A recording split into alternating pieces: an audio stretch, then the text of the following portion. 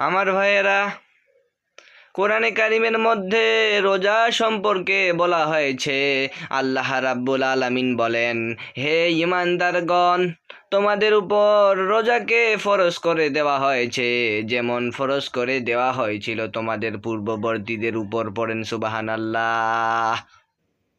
রোজাকে ফরজ করা হয়েছে আমাদের জন্য, এজন্য আমরা যদি সুস্থ থাকি, ভালো থাকি, নিশ্চয়ই চেষ্টা করব 30টা সাওম পালন করার জন্য। পড়েন সুবহানাল্লাহ।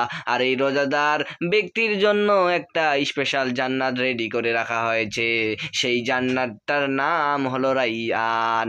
কোনো ব্যক্তি যদি 5 ওয়াক্ত নামাজ পড়ে আর সাওম পালন করে রোজার হকগুলো আদায় করতে পারে, কিয়ামতের দিন আল্লাহ পাক রাইয়ান নামক দরজা দিয়ে তাকে জান্নাত দিয়ে দিবে। পড়েন সুবহানাল্লাহ।